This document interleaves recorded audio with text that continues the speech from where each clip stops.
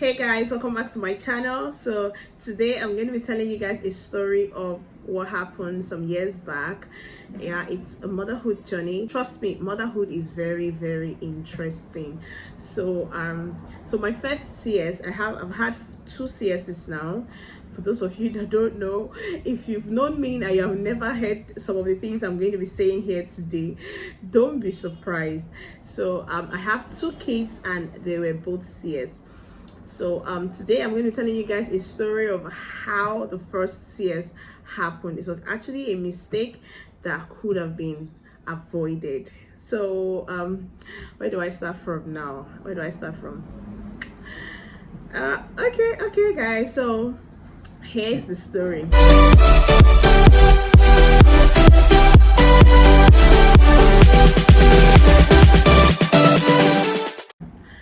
I'm going to start from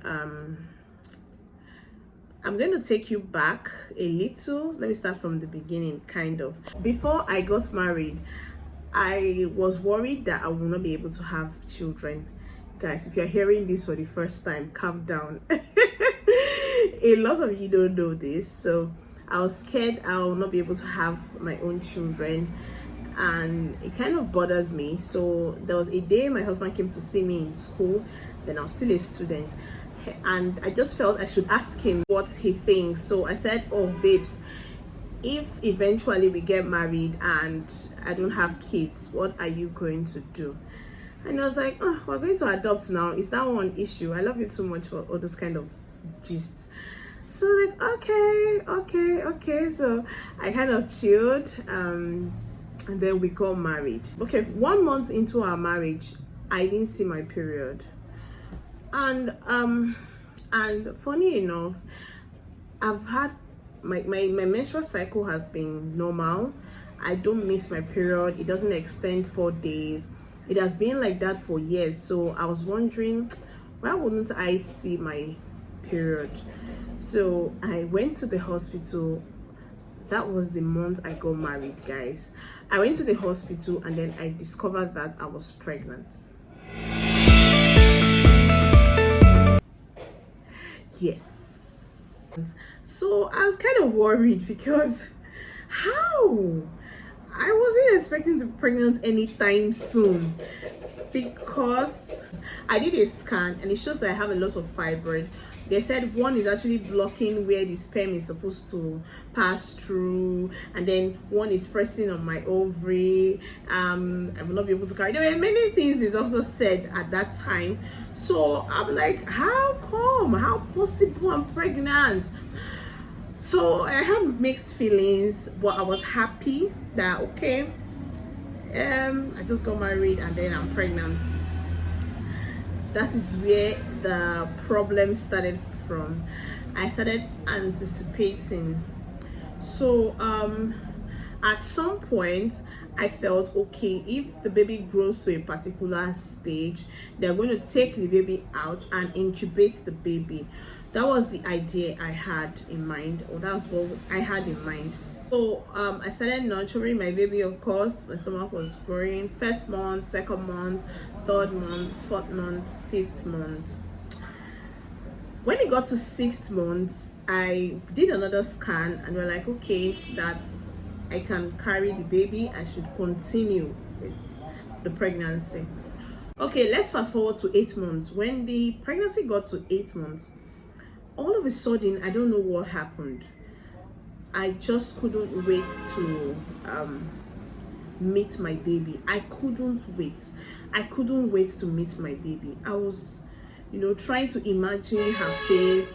Probably before the 8 months, what I do is I'll go for scan. I'll tell them to do like the 3D colored scan, and then they take a picture of the baby. So I had pictures of my baby while she was in the womb. And somehow when I got to 8 months, I just couldn't wait to meet her. I already started visualizing a lot of things. I bought so much things. I bought so many things. I just couldn't wait. At some point I'll ask myself, so I'm going to be a mom? Like, I'm going to be a mom? I just couldn't wait. I was already overexcited. So the baby was already 8 months. somehow I just couldn't wait to meet the baby. So there's normal contractions that you have. So anytime I experience maybe this false contraction, I'll just rush to the hospital and tell them, I think I'm contracting, I think my baby wants to come. Any little contraction I have, I go to the hospital. I'll tell them to admit me, and the hospital was really nice, so I like to spend my time in the hospital. They just admit me. I tell them I want to be admitted. They just admit me for 2 days. I'll be there, you know, doing nothing, just sitting, just, you know, sit down, wake up, watch TV, press your phone, and do that kind of stuff. So I was always visiting the hospital. Any little thing, I'm already in the hospital. Any little thing, because at that point I just couldn't wait. That's just the truth. This particular day, I started having this contraction, which was actually a false contraction because I wasn't ready for labor. But I started saying that, oh, I think my baby wants to come out. I think my baby wants to come out. So guys, I went there and they're like, okay, they checked and they said, that you are still 2 cm. So the baby is not engaging, nothing. It's just a tiny contraction. And I told them that this contraction is actually serious. But the truth is, I really don't know how to bear pains. So I don't even know how the real contraction looks like. I don't know what, I just felt that is the contraction we're talking about. So I felt I was having contractions. So they took me to the labor ward and checked me. They said that my baby is not ready to come. My baby was still up. She has not even engaged, nothing. And I was 2 cm. But I told them I was contracting. But I was contracting actually. But I didn't know that that was not the real contraction. So somehow they admitted me for labor, took me to the labor ward. And then they had to augment me. What's it called again? Stimulate the contraction. What's it called again? Induce. Yeah, so they had to induce me, guys. When they induced me, oh my goodness, that was when I realized that, oh, what I've been complaining about is not contraction. So the real contraction, the real pain started. The real pain started. So if I had known, if I had known that that was not the real contraction, I would have just, you know, still stay at home, bear it. But I just couldn't wait to meet my child. That's just the truth. I just couldn't wait. So I went to labor, they contracted me, then the pain started coming. God, it's something I cannot explain to you guys. Like, it's something I can't say with my mouth. The pain, if you have been to labor wards, you know what I'm talking about. The pain was terrible. I couldn't breathe. So at every time they say they want to check if my cervix or my pelvis or whatever, they want to check if, you know, how many cm. They will come again and say they want to check the cm. They come again and say they want to check. At some point, and like, nobody should put their hands on my body again. The last person, I think when the doctor came to, okay, now my water refused to broke. I was already contracting because it already induced me. My baby was still up. She has not engaged, nothing. So I did not break. They're going to break my water manually. Man, when they tried fixing that thing, those iron and all those, I didn't see what they put on my body, but I don't know what they did. God, it was so painful. It was so painful. It was so painful. And I didn't cut my nails, so I had this sharp nails. At some point, I think I held the doctor and I scratched his skin. He was so angry, like, get this fingernails of this woman. I'm not going to touch her again. I'm not going to do this again. Simple pain you cannot bear. Me that I have zero tolerance for pain. I don't know how to bear pain. God. I was like, okay, okay, I'm going to behave myself. So the water broke. There was water everywhere. Still, my baby refused to come down. So I was there. The contraction came and it became worse. I think after they broke the water, the contraction tripled, and my baby was still up. I was just suffering. I was in labor for almost like 7 hours. I was contracting for almost 7 hours. Each time the contraction comes in, I will scream my mother's name, I will scream my pastor's name, I will scream my husband's name. It was so terrible. I started crying. They're like, madam, don't cry, you have to bear it. I was like, no, I can't hold this pain. I can't. That was how I was there. And then they checked me again and said I was 3 cm. I wasn't dilating at all. It was so painful. I wasn't dilating at all because my baby wasn't engaging. She wasn't ready to come out.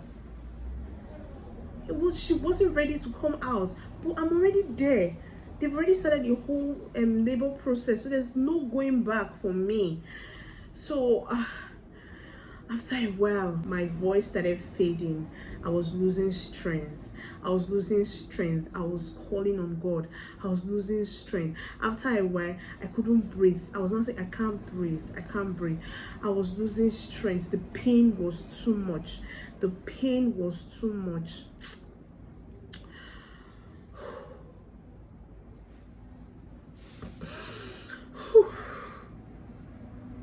As I'm talking about it, the whole experience is just fresh in my head.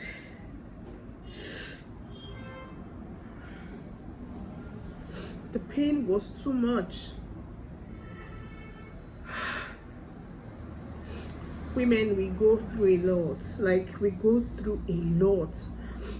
So after a while, they were like, okay, that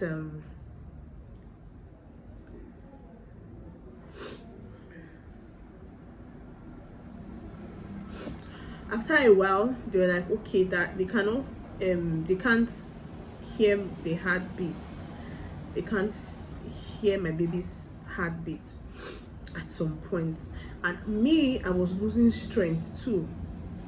So at that point, I was just regretting, and like, if I had known, I'd have just waited till my water broke or something. This was already a mistake, and it's something that I can't go back. The truth is, I just couldn't wait to meet my child.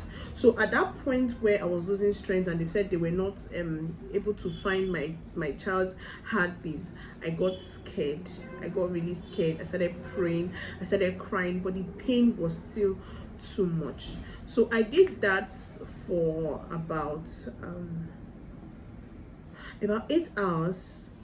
I think that went on for about 8 hours. I went into the labor room at about 5 p.m. the previous day, and this whole thing extended throughout the night till it was 5 in the morning or 6 o'clock thereabouts, and all I could hear myself saying was, God help me, God help me, God help me, God help me. I kept saying, God help me for a long time, but I couldn't hear myself.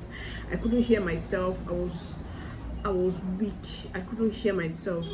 And then the doctor came at about, I don't know if they called her. She came at about 6 in the morning and said,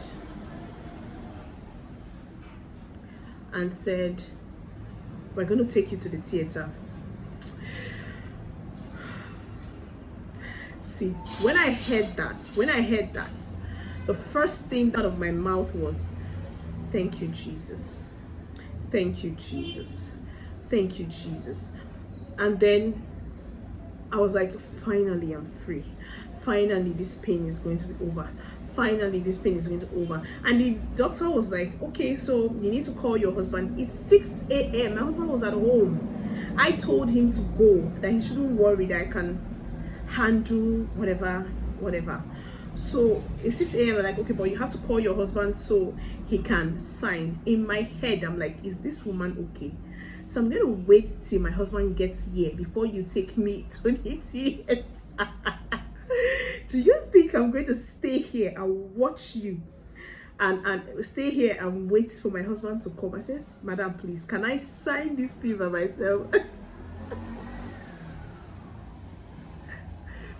So she gave me the form and I signed, and immediately they took me to the theater. Now here is it. I had a very big tummy when I was pregnant. I had a very big tummy. I was sure it wasn't a twin, but I was sure the baby was going to be very big, like very big. My stomach was very long, like very long. People who didn't know thought I was going to have twins. That was how big the tummy was. So after a while, I now went to the theater and and then they took me to the theater, set me up, did everything, you know, fix this, fix that, and then they started having a conversation with me. After the whole injection they gave me at the back, something, they started the whole surgery. And in 10 minutes, let me not exaggerate, in 10 minutes, I heard my baby cry. It was the cutest thing. It was the sweetest thing I have ever seen in my life. Immediately, I started crying. In my mind, I was like, God, so I'm a mother. My baby is alive. I'm okay. The whole pain was gone. Immediately they gave me that injection, the entire pain the whole pain just disappeared. And I'm like, okay, so I'm a mother, like I have my own child. I started crying again, like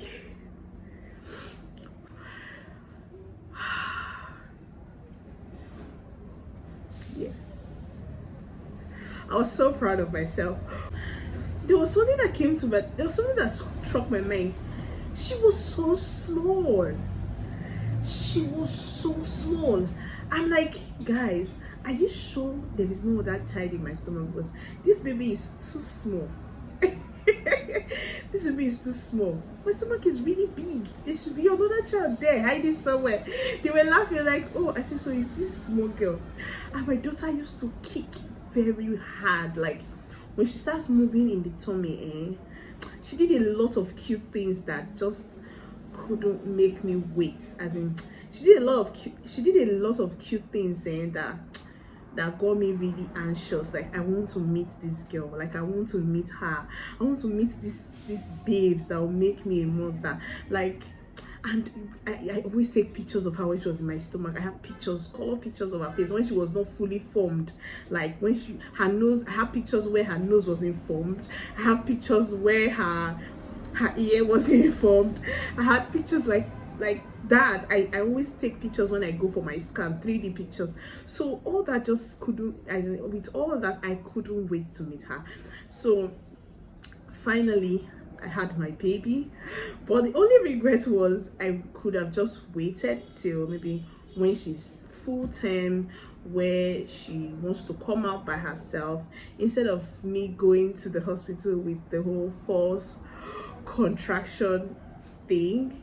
Yeah, but the hospital was really nice. The whole experience, it has been an awesome journey from day one.